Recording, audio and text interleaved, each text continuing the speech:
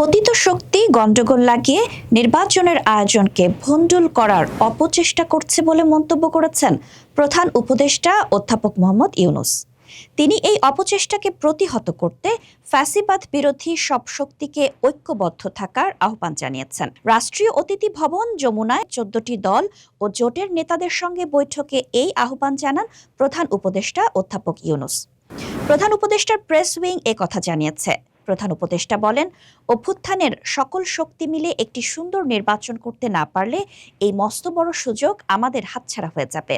পরাজিত শক্তি যখনই সুযোগ পাচ্ছে তখনই নানা রকম গন্ডগোল সৃষ্টি করছে। এসব করে তারা দেশের স্বাভাবিক অগ্রযাত্রাকে মারাত্মকভাবে ব্যাহত করছে।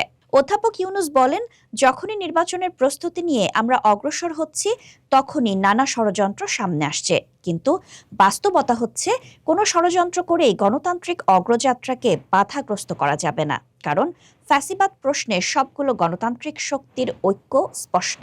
সুষ্ঠু নির্বাচন আয়োজনের জন্য সব রাজনৈতিক দলের সহযোগিতা প্রত্যাশা করেন প্রধান উপদেষ্টা। উপস্থিত রাজনৈতিক নেতারাও প্রধান উপদেষ্টাকে সর্বাত্মক সহযোগিতার আশ্বাস দেন। প্রধান উপদেষ্টার সঙ্গে বৈঠকে অংশ নেন জাতীয় গণফ্রন্টের আমিনুল হক টিপু বিশ্বাস, 12 দলীয় জোটের মোস্তফা জামাল হায়দার, নেজামে ইসলাম পার্টির মাওলানা আব্দুল মাজেদ আতহারি, বাংলাদেশ খেলাফত মজলিসের মাওলানা ইউসুফ আশরাফ, ন্যাশনাল পিপলস পার্টির ফরিদুজ্জামান ফরহাদ, বাংলাদেশ জাসদের মুস্তাক হোসেন, ন্যাশনালিস্ট ডেমোক্রেটিক মুভমেন্টের ববি হাজ্জাজ, ইসলামী ঐক্য জোটের মুফতি সাখাওয়াত হোসেন রাজি, ভাসানী জনশক্তি পার্টির রফিকুল ইসলাম বাবলু, বাংলাদেশ লেবার পার্টির মুস্তাফিজুর রহমান ইরান, বাংলাদেশের সমাজতান্ত্রিক দলের মাসুদ রানা এবং জামায়াতে উলামায়ে ইসলামের মঞ্জুরুল ইসলাম আফেন্দি।